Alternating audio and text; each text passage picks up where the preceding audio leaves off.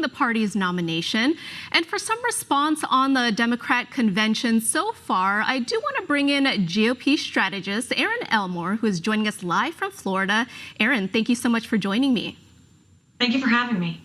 All right, I do want to begin by getting your response to the Democrat convention so far, specifically AOC. Now, we all know that AOC supports Sanders for president, but viewers watching were really caught off guard when she said she seconds the nomination of Sanders for president, a procedural and also symbolic move. What is your take on all this?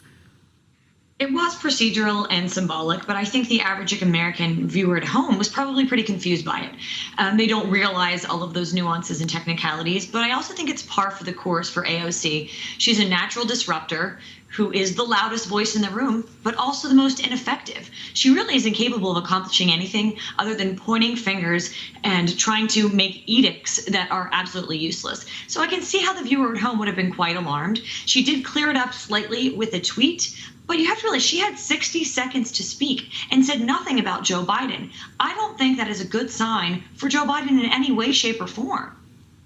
Absolutely, Erin. And as you mentioned, too, it also sheds light on what critics are calling the lack of direction and unification when it comes to the Democrat Party. And of course, Vice President Kamala Harris, she's expected to accept, Senator Kamala Harris, that is, she's expected to accept her nomination as VP tonight. But Erin, with all that being said, looking forward, what are the expectations of the Republican National Convention next week?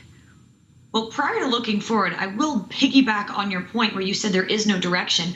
On the first night, we heard a sore loser, John Kasich, say, don't worry, Biden's a total moderate.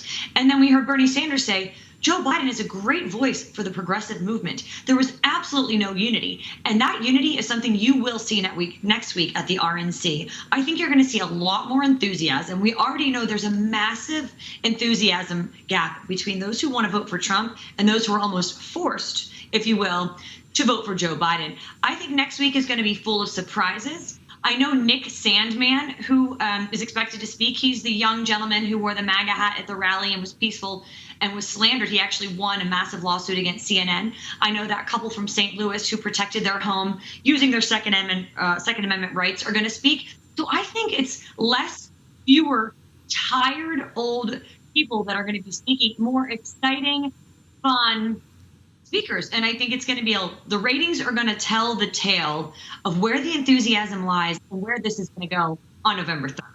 Erin, and you mentioned this, but I do want to expand on it a little bit more. While the Democrats seem to be following a pattern of Republicans turned Democrats and never-Trumpers being featured at their convention, there's a list of those private individuals set to appear at the GOP convention, such as the McCloskey couple, Nick Sandmann and Andrew Pollock. What can you tell us about this strategy?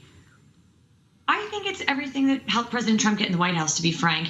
The reason why President Trump was elected, he was a breath of fresh air in a broken system. He spoke directly to the American middle class and the American people. Unlike Joe Biden, who wants to raise taxes on 82% of Americans, he's beholden to China. He helped China get into the World Trade Organization, which cost America 3.4 million jobs. So I think what President Trump is doing and what the RNC is doing is they're bringing these average, everyday American Republicans to the forefront and shining a light on all of the things they've done to make America great again.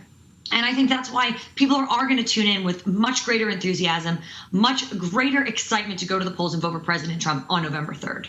All right, GOP strategist Erin Elmore with some insight on next week's GOP convention. Thank you so much, Erin, for your time. Want to see more